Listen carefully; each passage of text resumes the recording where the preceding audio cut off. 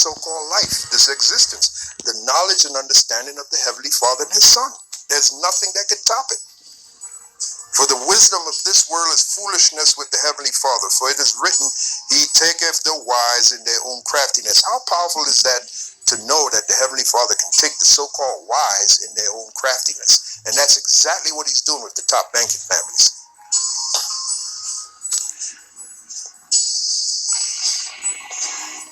And then as we read the 20th verse, it says, and again the Lord knoweth the thoughts of the wise, that they are vain. Yeah. What's an example of that? They're trying to bring the so-called New World Order. That's a work of vanity. That's a work of futility. Because it ain't going to happen. This is why you go in Psalms, the 2nd chapter, it says, why do the heathen rage and the people imagine a vain thing? The perfect example for the 20th verse is the so-called New World Order, which is not going to happen. There is going to be a New World Order, but it's going to be a New World Order of righteousness, not wickedness. It's going to be a New World Order of Yahweh Shai. Okay? So let's get back to Jeremiah 9 and 24. It says, but let him that glorifieth glory in this, and that pertains to us. This is what we should glory in, right?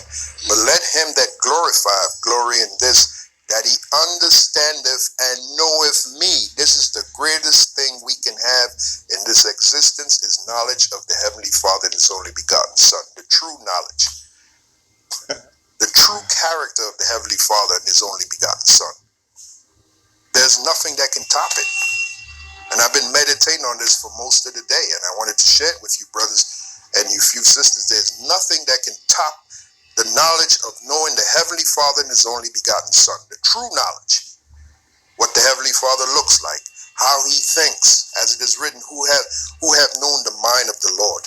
What's the answer to that?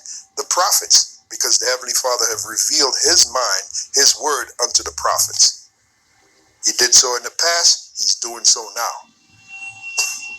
So even though we may appear as being average in this world, in reality we're way above average. Okay? This is why it is written in the same book, Jeremiah. The Lord said, as a matter of fact, let's get it because it's definitely worth reading. The same book, Jeremiah, the 5th chapter this time, the 5th verse. Well, let me start the 4th verse. Therefore I said, surely these are poor. They are foolish, for they know not the way of the Lord. So, let's build on that. If you don't know the way of the Lord, if you don't know the true nature of the Heavenly Father and the Son, you are a goddamn fool. Let me say that again. If you don't know the name, the true name of the Heavenly Father and His Son, the true way of the Heavenly Father and Son, you know, His true characteristics, you are a goddamn fool. Okay? It's as simple as that. Let me read it again. Jeremiah 5 and 4. Therefore I said, surely these are poor, they are foolish, for they know not the way of the Lord, nor the judgment of their power. That's another thing to know and understand. How the Father brings judgment. How judgment works. This is powerful information, man. Powerful knowledge. All right? Reading on, it says, I will get me unto the great men. Now, who might those men be? The great men. I will get me unto the great men and will speak unto them. Jeremiah was one of those great men. And guess what? Jeremiah is back today. The prophet Jeremiah is back today, right in his lot.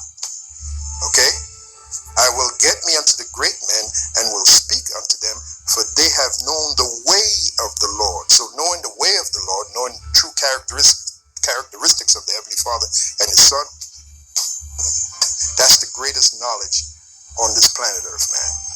There's nothing that can top it. And according to what the Heavenly Father is saying, if you don't know that knowledge, you're a goddamn fool. You're a fool. Okay? For they have known the way of the Lord and the judgment of their power. But these have altogether broken the yoke and burst the bonds, which is the ignorance that we got from the so-called white man. That was our yoke and our bond. But we're breaking from that.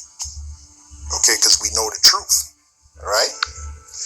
But again, back to Jeremiah 9 and 24, but let him that glorifieth glory in this. So if we're going to glory in anything, this is what we're supposed to glory in. That he understandeth and knoweth me.